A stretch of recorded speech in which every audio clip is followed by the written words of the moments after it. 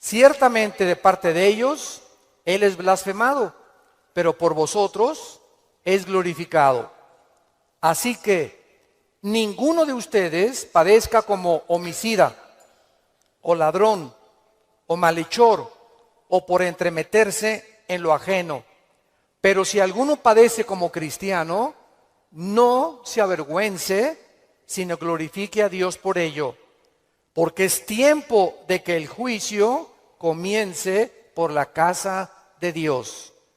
Y si primero comienza por nosotros, ¿cuál será el fin de aquellos que no obedecen al Evangelio de Dios? Y si el justo con dificultad se salva, ¿en dónde aparecerá el impío y el pecador? De modo que los que padecen según la voluntad de Dios, encomienden sus almas al fiel Creador y hagan el bien. Muchos cristianos no han entendido lo que es la vida cristiana. Y uno de los ejemplos que la Biblia usa, o una analogía para comparar qué es la iglesia, es el matrimonio. Y en el matrimonio, muchos de ustedes que también están recién casados, tenemos siempre ideas de las telenovelas y fueron felices el príncipe y su amante, o su amiga o su esposa, por los siglos de los siglos. Y viene la luna de miel y se acaba la luna de miel. Y comienzas a descubrir, caray, ¿con quién me casé? O caray, yo no sabía, chiquita, que tenías ese genio. Y yo no sabía que eras tan flojo. Ni sabía que dejabas tus calcetines que huelen a queso manchego cuando te levantas de la cama. Y comenzamos en el matrimonio a salir de la burbuja y del mundo ficticio y fantasioso en el que creíamos que era casarse. Y no sabemos que el matrimonio es algo por lo cual toda la vida se tiene que luchar. Nunca habrá un matrimonio perfecto. Nunca habrá un hombre perfecto. Nunca habrá una mujer perfecta. Por eso el matrimonio es para dos discípulos de Cristo. Un hombre y una mujer que siguen a Dios, es como un triángulo. Y mientras más sigue el hombre a Dios, Dios está hasta arriba y la mujer también. Mientras más seguimos a Dios, más cerca estaremos el uno con el otro. Bueno, la iglesia es lo mismo. Hay cristianos que les han hablado, no, la iglesia cristiana es Disneylandia, Reino Aventura, todo peace and love. Nunca va a haber problemas, nunca va a haber fricciones. Y cuando entramos a alguna iglesia o en las iglesias a las que ustedes han asistido, van a encontrar, ¿verdad?, que la iglesia es una mezcla de cizaña con trigo. Que la iglesia es un cuerpo de creyentes mezclados con personas que han entrado del mundo y que entre nosotros necesitamos entender que va a haber fricciones, malos entendidos, contiendas, que doña Pachita ya le hicieron cara de hamburguesa y no quiere regresar, que porque en esa iglesia, muchos me dicen, es que en esta iglesia o en aquella iglesia a donde yo iba no había amor. Y el problema está en eso, que entramos a la iglesia creyendo que todo es maravilloso y que estamos en un ejército, somos soldados en un campo de batalla, en un mundo ocupado por el enemigo, donde nosotros vamos de paso. Todo lo que construyamos, todo lo que invertamos en este mundo, se va a quedar. Y cuando este mundo sea destruido, lo único que va a sobrevivir son las almas. Son las almas. Y esta es la razón por la cual debemos vivir por las almas y poner como prioridad las almas que Jesucristo ganó en una cruz con su propia vida. Todos los cristianos vamos a experimentar pruebas. Vean ustedes aquí antes de Pedro se encuentra Santiago en el capítulo 1. Santiago era hermano de Jesucristo, fue uno de los hermanos de Jesucristo, Santiago. Y él está escribiéndoles a los cristianos que comenzaron a ser perseguidos por el Imperio Romano. Y vean ustedes el consejo que Santiago comienza a delinear. Santiago 1, versículos 2 y 3. Hermanos míos, tengan por sumo gozo cuando se hallen en diversas pruebas, sabiendo que la prueba de vuestra fe produce paciencia. Sabemos entonces que todos nosotros vamos a ser examinados por Dios. Las pruebas, que son muchas, hay familiares pruebas en tu iglesia, en tu trabajo, con tus amistades, como matrimonio, con tus finanzas. Dios prueba el corazón. Y dice Santiago, no se sorprendan, no se maravillen de que de repente hay muchas pruebas. Y en lugar de que la oposición y las pruebas puedan menguar nuestro ánimo, dice Santiago, ¿verdad? Está probándose nuestra paciencia y nuestra fe. Vean ahora aquí, le damos vuelta a Primera de Pedro, otra vez, capítulo 1. Y dice el versículo 6 y 7, en lo cual vosotros se alegran ahora, aunque un poco de tiempo, si es necesario, tengan que ser afligidos en diversas pruebas, para que sometida a prueba vuestra fe, mucho más preciosa que el oro, o sea, ¿por qué tiene que probar Dios nuestra fe? Porque es lo más valioso que Dios nos ha regalado. Lo más grande que tenemos es la fe. Y si queremos agradar a Dios, lo tenemos que agradar a través de la fe. Porque sin fe es imposible agradar a Dios. Por lo cual tenemos que entender por qué vienen pruebas, por qué me robaron mi coche, por qué tuve este problema con mi esposa, por qué este problema con mis hijos, por qué este problema en la iglesia, por qué este problema en el trabajo, por qué está el mundo ahorita como una olla hirviendo, donde las naciones están a un punto de una conflagración internacional.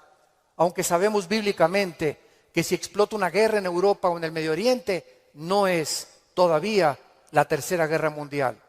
En estos últimos meses, todas las invitaciones que he recibido han sido en radio, en televisión, con iglesias, con alianzas de pastores, para explicarles que esta guerra no es la tercera guerra mundial, que la Biblia nos habla claramente que falta mucho para la tercera guerra mundial y que este es lo que va a pavimentar el camino para el surgimiento del anticristo en el Medio Oriente. Entonces, estas pruebas, dice la Biblia, son importantes porque nuestra fe es la que tiene que ser probada. Ya sea en el trabajo, en la escuela, en el vecindario, etcétera, etcétera, estamos rodeados de personas que no les caes bien porque eres cristiano. Estás rodeado de amigos que cuando les comienzas a decir que eres cristiano, te van a comenzar a perseguir y a burlar. Porque el mundo está bajo el control del maligno y nosotros vamos de paso nada más. Somos un ejército que venimos a resistir al mal. No nos mandó Dios a terminar con el mal. Nos mandó a resistir hasta que Cristo venga. Se acabarán entonces las guerras y podremos recibir las coronas de gloria. Ahora, muy bien, en esta sección se nos advierte, en la de Primera de Pedro, acerca de otra prueba. Regresamos al capítulo 4, Primera de 4, versículo 12. Y esta prueba es especial, porque le llama el Espíritu Santo fuego de prueba. ¿Qué hace el fuego? ¿Qué hace el fuego? Purifica. El fuego purifica y saca el verdadero valor. Las pruebas que nos vienen a nosotros es precisamente cuando un maestro no te hace exámenes. ¿Cómo vas a ver el maestro si tú estás calificado para pasar a la preparatoria? Forzosamente tenemos que ser examinados, ¿verdad? Con pruebas. Ahora tú te puedes preguntar, ¿qué Dios no sabe si voy a pasar o no voy a pasar la prueba? ¿Para qué nos hace pruebas Dios? Los maestros, yo entiendo que es para saber el coeficiente intelectual o la intelectualidad o el conocimiento que tienen los alumnos. Pero Dios, ¿por qué nos prueba? ¿Cuál es la respuesta? Dios sabe lo que hay en tu corazón. pero Él quiere que nosotros sepamos lo que hay en nuestro corazón. Que descubramos a través de las pruebas cuánta maldad hay dentro de nosotros. Cuántas cosas hay dentro de nosotros que necesitan ser quemadas todos los días. Cuántas cosas hay dentro de nosotros porque aunque seamos cristianos, seguimos teniendo el potencial de ir en contra de las leyes de Dios. Por eso dice en Gálatas 5, las obras de la carne son esto y esto y esto: fornicación, adulterio, borracheras, drogadicto, hechicerías, ocultismo, etcétera, etcétera. Un cristiano puede caer en las cosas que él practicaba antes de que fuera cristiano, si el cristiano abandona a Dios. Y cuando descubrimos la maldad que hay dentro de nosotros, ¿qué podemos hacer? Gritar como Pablo en Romanos 7, miserable de mí, en mí no mora el bien que quiero hacer no lo hago, lo que no quiero hacer eso hago. Entonces encuentro que en mi mente me dice, no fumes, el cigarro te va a molar los dientes, la lengua, la faringe, el esófago, la tráquea, los pulmones, el corazón. ¿Y por qué sigo fumando? Veo otra ley. Mi mente me dice, estás mal, pero mi corazón me dice, hazlo. Y mi carne le gana a mi razonamiento. Entonces Pablo dice, miserable de mí, y dichosos los que han descubierto esto. Oh Dios mío, ¿por qué volví otra vez a prender el canal de la pornografía? Yo no quería ver esa pornografía. ¿Por qué caí ayer con mis amigos y me emborraché la semana pasada? Soy cristiano, ¿por qué lo hice? ¿Por qué le grité a mi esposa como le debía haber gritado? No debía haberle gritado. ¿Por qué lo hice? Y qué mal nos sentimos cuando comenzamos a descubrir esa maldad. Y qué buen síntoma es que digas, ¿por qué lo hice? Eso muestra que tenemos al Espíritu Santo, que nos está redarguyendo, que nos está diciendo, esto que hiciste está mal. Antes lo hacías y no te importaba y te dormías ni pedías perdón. Pero ahora cuando pecamos nos damos cuenta, nos entristecemos, nos llenamos de una ansiedad tremenda en el corazón porque no tenemos paz. Es la paz que nos quita Dios hasta que vengamos a la cruz y le pidamos perdón y la sangre de Cristo nos limpia de todo pecado. Pero esta es la razón por la cual las pruebas Dios nos las manda, para que vayamos evaluándonos honesta, íntegra y sinceramente en qué nivel nos encontramos de espiritualidad. Vayamos a Santiago capítulo 1 otra vez con este versículo y vamos a ver algunas verdades prácticas antes de desarrollar el pasaje que acabamos de leer. Veamos algunas verdades prácticas de las pruebas. En primer lugar, las pruebas son algo común en la vida cristiana. Dice Santiago, cuando os halléis en diversas pruebas. En segundo lugar, estas pruebas, van a venir en diferentes categorías. De repente, estás tranquilo, eres deportista, tomas vitaminas, estás perfectamente sano y te vas a hacer unos exámenes de sangre y las radiografías y la biometría hemática de sangre te dice el médico, tiene usted cáncer, o tiene usted diabetes, o padece usted un problema, ¿verdad?, renal, etcétera, etcétera. En el momento que oímos esa noticia, toda nuestra vida cambia. En ese momento dices, ¿qué me está pasando? ¿Cómo me pudo suceder esto a mí? Fue una prueba de fuego. O de repente tu hijo cayó y chocó, o tu hija se mató, o tu esposo se murió, o se cayó tu casa, o se incendió tu coche. Nunca sabemos qué va a suceder el día de mañana. Entonces tenemos que estar preparados para entender que estamos en un mundo donde somos vulnerables y donde cualquier cosa puede suceder y Dios lo va a permitir con un propósito siempre, siempre santo que va a resultar para un bien. Cuando oigas ese accidente, de esa enfermedad y de ese problema, no lo entendemos. ¿Qué está pasando en la iglesia? ¿O qué pasó en mi casa? ¿O qué pasó con el gobierno? ¿O un golpe de estado? No entendemos cuando explota una bomba. Hay mucho humo y no se puede entender qué es lo que está pasando. ¿Qué verdad? No hay verdad. ¿Será mentira? ¿Será melón? ¿Será sandía? Y no es hasta que el humo se va, pasa una semana o 2 semanas, cuando comienzas a ver y a entender. Si tú en esa prueba, escúchame muy bien, durante esa prueba que estás atravesando, no te sueltas, pase lo que pase en tu vida. Si tú no te sueltas de Cristo, no te imaginas cómo Dios te va a bendecir, te va a fortalecer y vas a madurar espiritualmente como no te imaginas. ¿Qué se probó cuando te dijeron que estabas enfermo? ¿Qué se probó cuando oíste que te robaron tu coche? ¿Qué se está probando cuando perdiste el trabajo? Se está probando nuestra fe. ¿Cuánto confiamos en Dios? Cuando se va tu esposa o te abandona su esposo, ¿qué vas a hacer? ¿Te vas a recurrir a las drogas? ¿Te vas a emborrachar? ¿Vas a renegar contra Dios? ¿Para eso soy cristiano? ¿Me quitaron mi trabajo? ¿Por qué si yo diezmo regularmente me quitan mi coche? Dios, yo no lo entiendo. ¿Y por qué me corren de mi trabajo si sabes que tengo que mantener a mi familia? Dios está buscando que nosotros veamos nuestra reacción, porque nuestra reacción determina el nivel espiritual que tenemos de fe.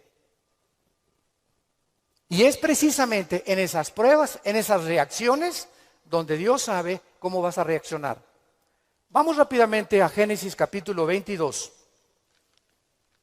En el Antiguo Testamento, y veamos la prueba de fuego que pasó a Abraham.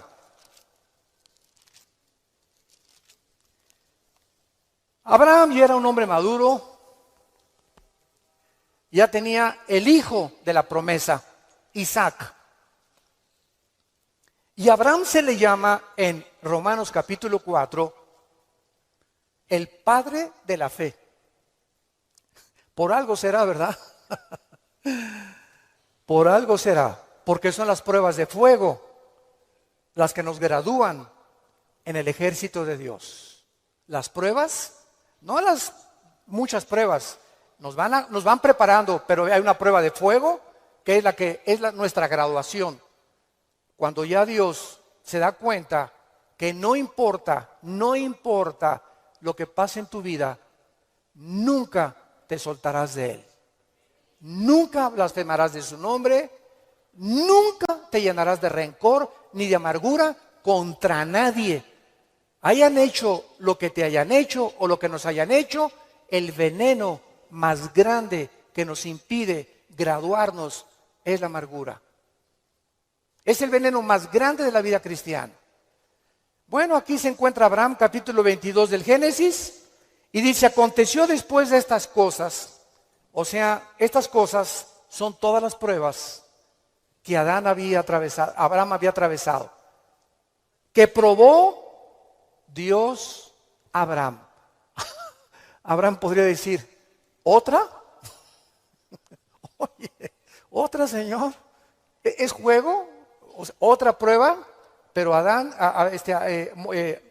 quiero decirte una cosa, Abraham, esta prueba, ¿verdad? No te imaginas, va a ser la bendición más grande para tu vida y para 1000 generaciones después. A los que les interese la palabra prueba en el hebreo, es la palabra nasá, con H al final. Cuando dice probó, es la palabra nasá. Escuchen lo que significa probar en el hebreo. Manifestar el corazón por medio de la presión. No es hasta que la presión viene a nuestras vidas que se sabe lo que tenemos escondido en el corazón. ¿No es cierto? No es bajo la presión donde se prueba el carácter de los hombres. Bajo la presión.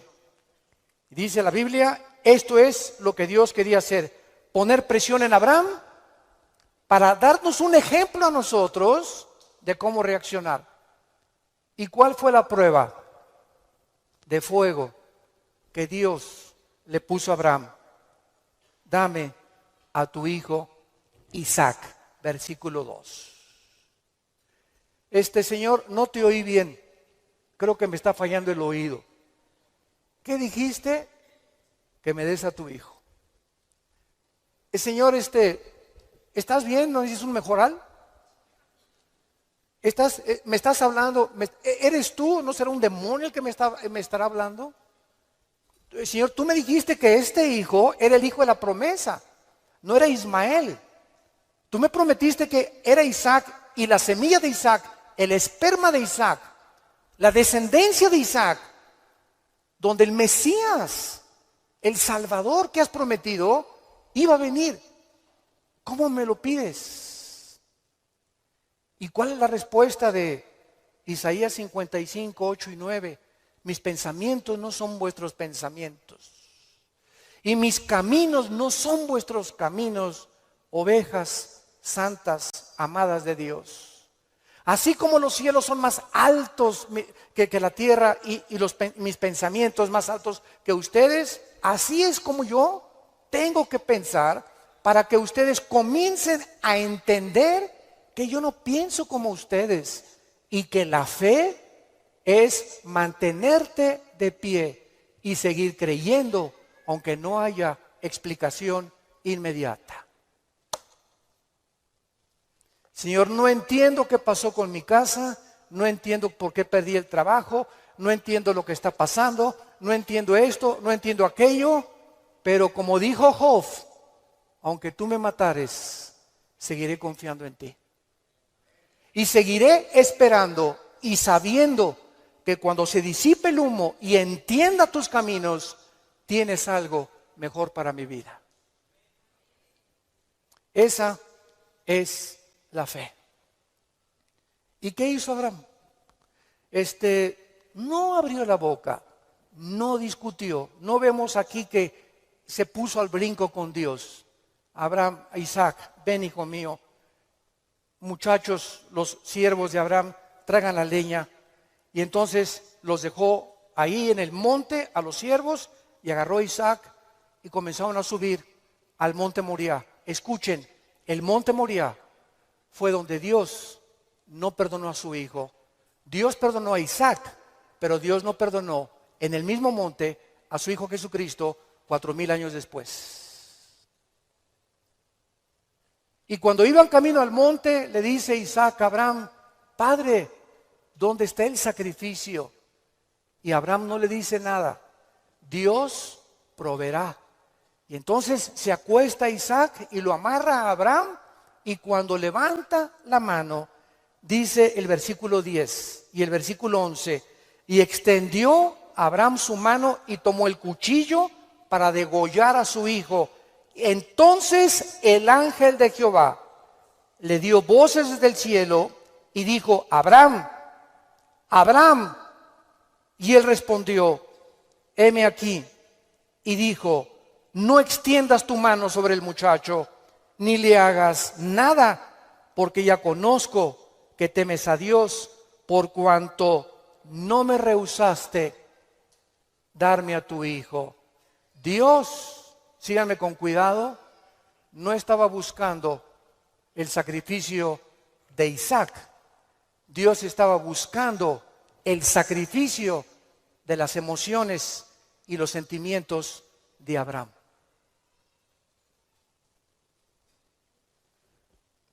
Abraham tenía que pasar la prueba de morir a sus emociones y a sus sentimientos y amar a Dios con todas sus fuerzas y con todo su corazón, escúchenme, más que a su hijo.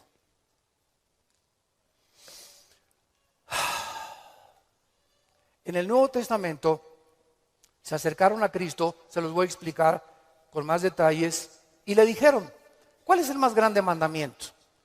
Y contestó Jesucristo: amarás a Dios con todo tu corazón, con todas tus fuerzas y con toda tu alma, y a tu prójimo como a ti mismo. Muy bien, hace algunos años yo le pregunté, orando le pregunté a Dios, porque alguien, ¿verdad?, me metió una idea satánica, un ateo, en un hotel. Me acuerdo que se acercó y me dice: oiga, señor Alducin, el Dios que ustedes adoran es un misógeno, es un ególatra, es un Dios que solamente busca a Él, a Él, a Él. Que nada más dice, ámame a mí con todo tu corazón, más que a tu esposa, más que a tus hijos. ¿Cómo puede ser esto posible? Me dijo este ateo. ¿Cómo puede usted reconciliar a un Dios que nos diga que lo amemos más a Él que a la propia familia? Y entonces me fui muy confundido. Me comenzó a dar vuelta, porque en ese momento me quedé así, ¿verdad? Le dije, ¿sabe una cosa? Voy a orar y le prometo que voy a buscar una respuesta de Dios. Nadie me había hecho nunca ese ataque a mi fe. Entonces pasó como unas 2 semanas, me puse a orar, ayuné como 2 días buscando esta respuesta y fue tan clara de parte de Dios. Y el Señor me mostró en la Biblia lo siguiente. Mira, hijo, me dice Dios, cuando yo les pido a ustedes, ámenme con todo mi corazón y con toda mi mente, ¿saben por qué se los pido? Porque tu mamá, tu esposa y tus hijos y tu perro Fido y tu cotorro y lo que más amas en tu vida y tu jarrón chino y la casa que tienes y que la amas, todo lo vas a perder y al final de tu vida te vas a quedar solo. Todos nos quedamos solos al final de la vida. Los hijos se tienen que ir, si no se casan, se mueren, la esposa tiene que morir, él tiene que morir, escúchame muy bien. Y si tú tenías todos tus afectos en tu hijo que se fue, o en tu esposo que se fue, o en tu perro que te quitaron, cuando se vaya tu hijo, cuando te quiten a tu esposo, cuando te abandone tu mujer, te vas a hundir porque no tendrás las fuerzas de seguir viviendo. Pero cuando amas a Dios con todo tu corazón y con toda tu alma y pierdes algo por acá y pierdes algo por acá y pierdes esto y por acá, ese amor que tú le tienes a Dios es el que nos sostendrá para seguir viviendo con Él, con las fuerzas de seguirlo amando. Denle gloria a Dios, de verdad.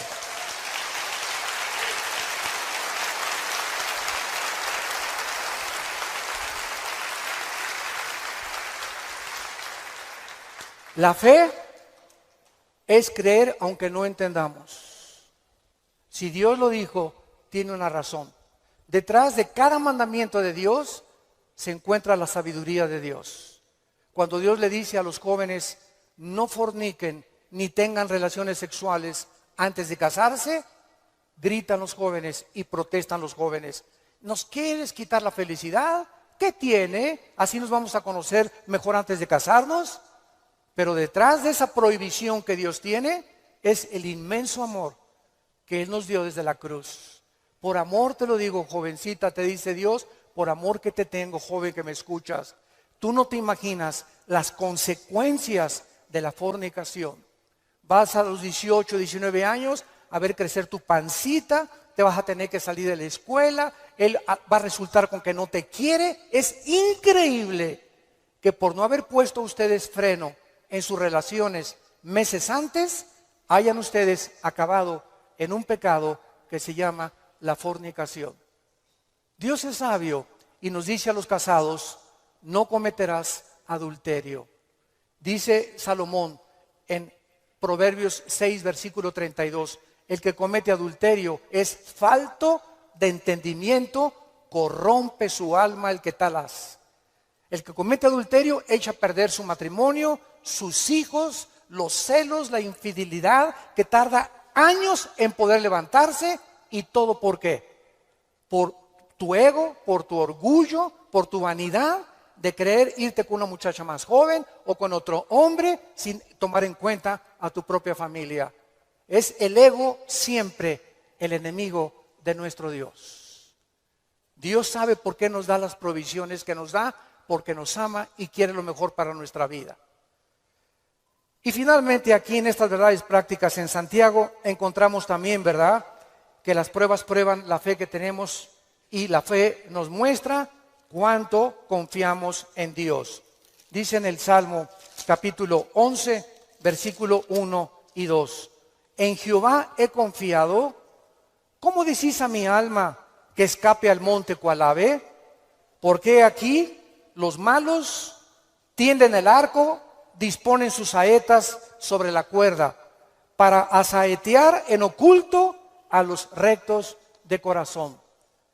Si hubo un hombre perseguido calumniado, vituperado, despreciado entre los héroes de Dios, fue el rey David.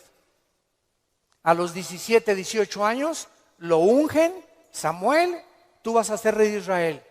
Ah, dice David, qué suave. Bueno, pasaron casi 12 años, vean esto, desde que lo ungen con sus hermanos, pasaron 12 años, hasta los 30 años de edad, 12 años de pruebas. El hombre que Dios había escogido para sentarlo en el trono de Israel, tenía que ser probado. Y tenía que ser probado en la amargura, en el rencor, en la confianza en Dios, en saber que no importa, aunque me rodee un ejército y aunque miles de amenazas, Dios es mi salvación, mi fortaleza y mi luz. ¿De quién temeré? Dice el Salmo 27. ¿De quién temeré? Es el temor dentro de nosotros lo que nos impide confiar en Dios. Ay, tengo temor que si me entrego a Dios me va a pasar esto. O tengo temor que si hago estas cosas me va a pasar aquello. Ese temor lo tienes que vencer. Porque Dios no nos ha dado espíritu de temor, sino de valor, de poder y de amor propio.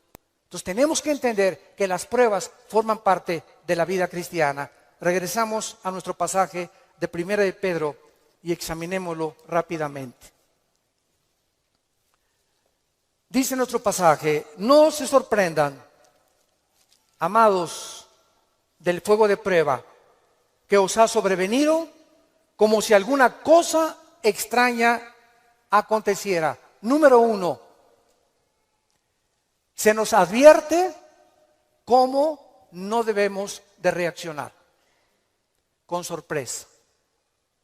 No debemos reaccionar con sorpresa. No puedo creer lo que me está pasando. Más te vale que lo creas.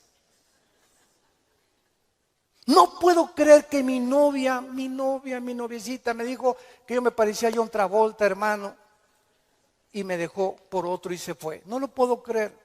No puedo creer que mi esposo me haya abandonado. No puedo creer que este negocio haya caído. No puedo creer, yo fui fiel en mi trabajo y me corrieron, hermano, del trabajo. No lo puedo creer. Más te vale que lo sigamos creyendo. No nos sorprendamos, es una prueba. Cualquier cosa que afecte tu vida, tu estabilidad emocional o física, son pruebas. Entendámoslo. Dios es un Dios que nos tiene que probar. Y estas pruebas son para nuestro bien. Y vamos a descubrir en las pruebas que Él es real, que Él sana, que Él restituye, que Él vindica, que la oruga y el saltón te robaron, Dios te lo va a devolver 10 veces más. Pero es esa fe la que Él está tratando de desarrollar en nuestras vidas, porque es mucho, mucho más preciosa que el oro. Dice en 1 de Pedro 5:10, mas el Dios de toda gracia, que nos llamó a su gloria eterna en Jesucristo, escuchen bien, santos de Dios, después que hayáis padecido, ¿cuánto tiempo? No toda la vida es la inquisición por el amor de Dios. No toda la vida como llegó una hermana, ay, pastor, ¿qué le pasa a doña Chole? Pues sigo con pruebas. Hermana, tengo 5 años que la conozco y usted ya le ganó a Job. No me diga que en 5 años Dios no la ha dejado descansar. Ese no es el Dios que servimos. Dice claramente que las pruebas son temporales, de vez en cuando Él cree conveniente que la necesitamos atravesar. Después que hayáis padecido un poco de tiempo, vean ustedes el propósito. Él mismo os perfeccione, afirme, fortalezca y establezca después de las pruebas.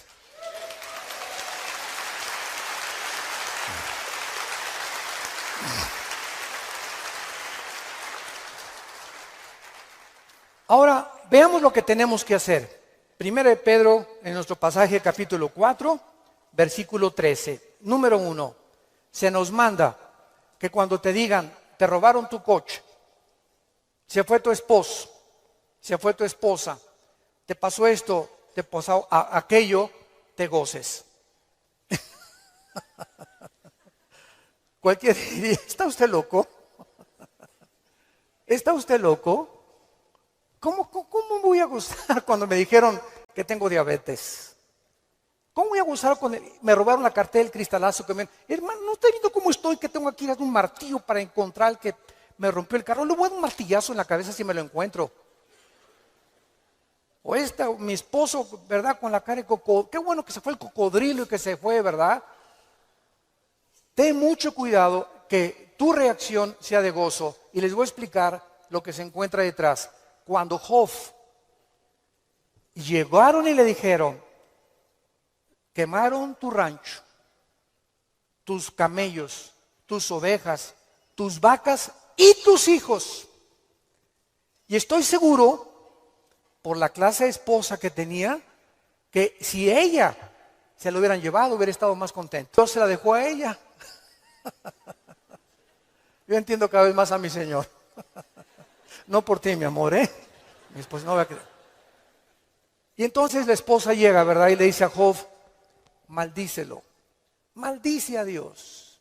Y contesta Job y le dice a la esposa, vean la calidad moral y espiritual y de fe que tenía este hombre en Dios. ¿Qué acaso recibiremos de Dios solo lo bueno y no lo malo? Bendito sea el nombre de Dios, porque Él da y Él quita en su soberanía. Qué tremendo, ¿verdad?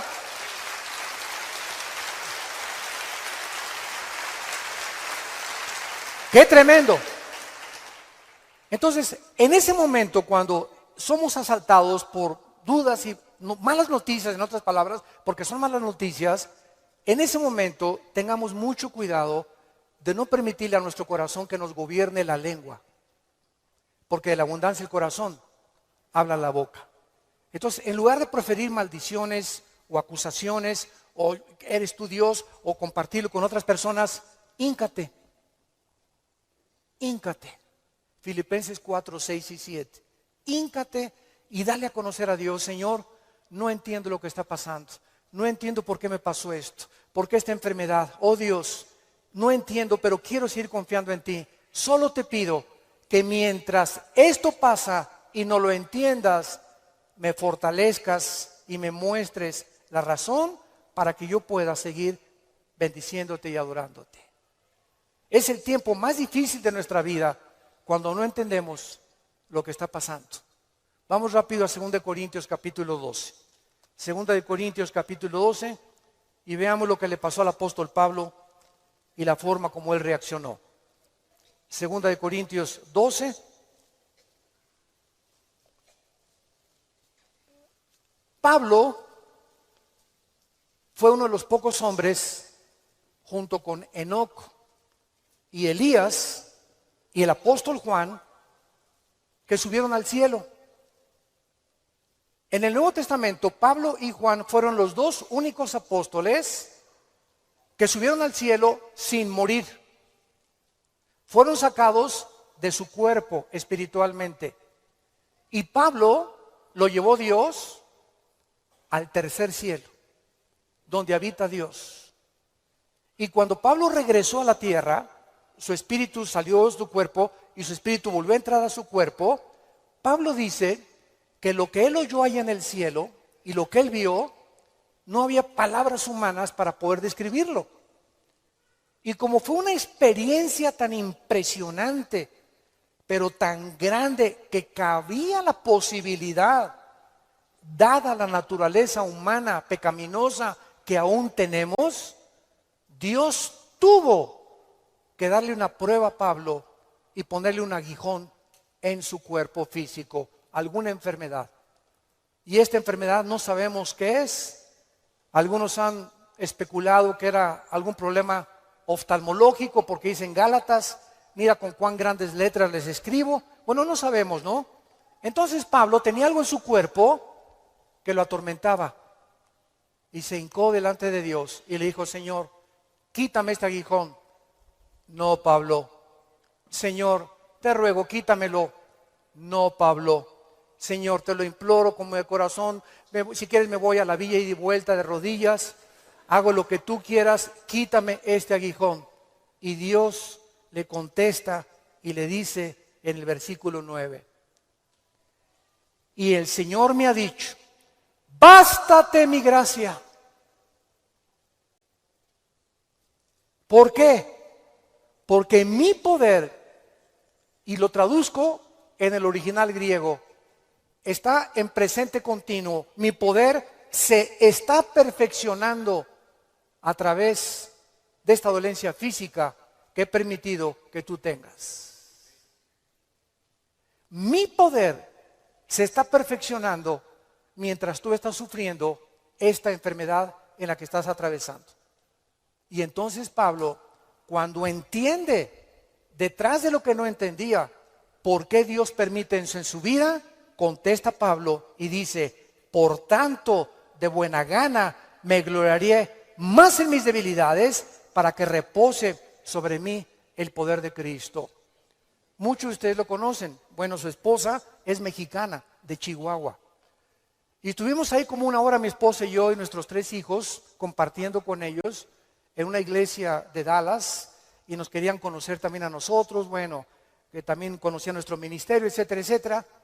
Y cuando yo me acerqué a abrazarlo, a este muchacho, ¿de dónde lo agarro? Nunca había tenido esa impresión, me quedé como paralizado, ¿qué hago, no? Y él me hacía así, bueno, pues entonces como un costal, ¿verdad? Lo agarré y lo hice así, y me dice, levántame, y le comencé a hacer así. Y entonces le pregunté y le dije, sinceramente, platicando con él, ¿por qué nos dijiste que quién era feliz? Y entonces en la reunión que él tuvo, le preguntó a la gente, ¿quién de ustedes es feliz? Y muchos que estaban, yo sí o no. Y me dice, yo les quiero contestar algo. Dios permitió que naciera sin brazos y sin piernas para que yo fuera un testimonio que la felicidad no se encuentra en estar completo, sino en tener el poder de Dios viviendo en tu vida.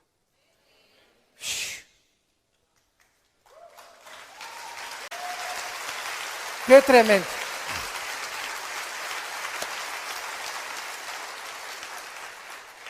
Mi esposa y yo nos bañamos de lágrimas.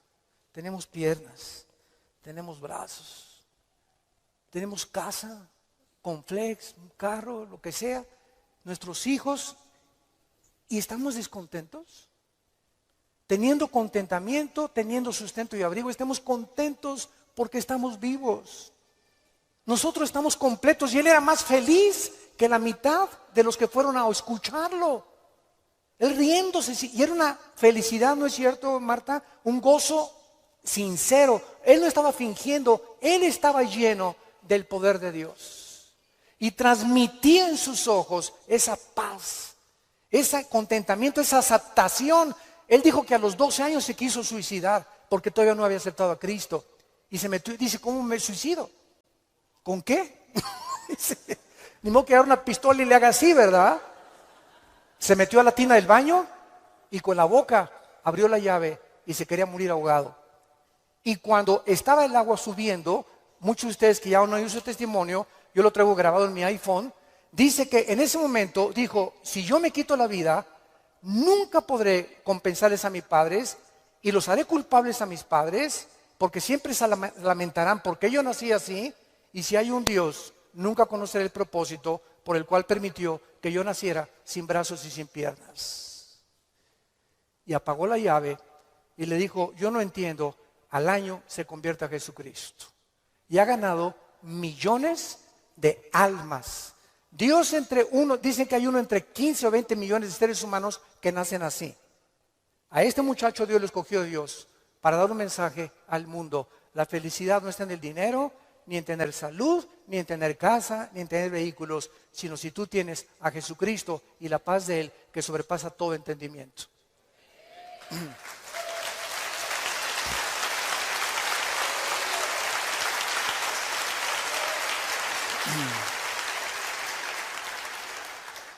Y finalmente regresamos a nuestro pasaje de 1 de Pedro capítulo 4, dice así, gócense, versículo 13, por cuanto son participantes de los padecimientos de Cristo, para que también en la revelación de su gloria se gocen con grande alegría.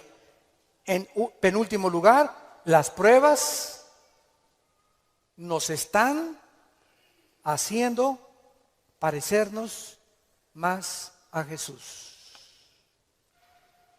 Porque es precisamente en las decepciones, en las desilusiones, en las traiciones, en la persecución, en el abandono de tu esposa, de tu esposa, en la muerte, etcétera, etcétera, en todas estas cosas que forman parte de la vida, donde comenzamos a entender que no nos sorprendamos, estamos en un mundo muy feo, donde el pecado abunda. Este grupo de ISIS en el Medio Oriente ya no son seres humanos, son zombies, son monstruos, seres humanos deshumanizados completamente, sin ningún sentimiento, sin ninguna emoción, sin ningún corazón, ninguna conciencia.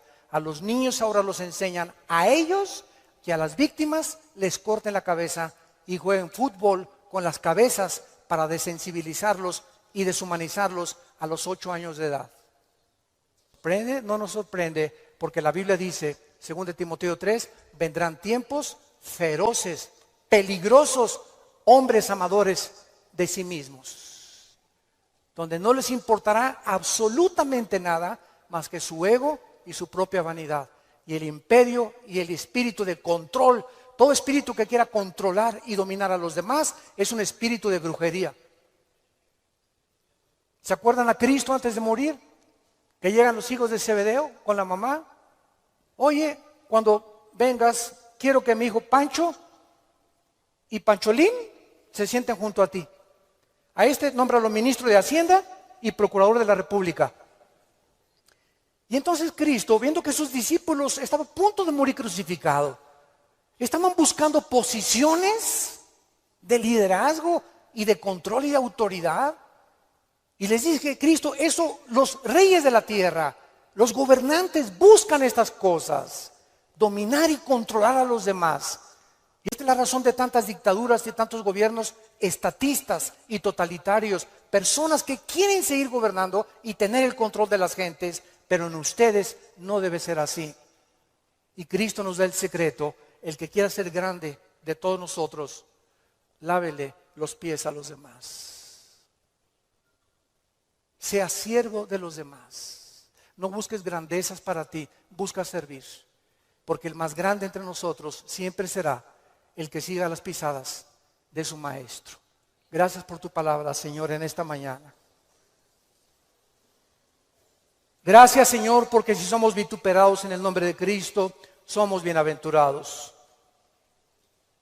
Oh ladrón, o que las pruebas que tengamos sean por nuestros pecados. Pero si padecemos como cristianos, no nos avergoncemos.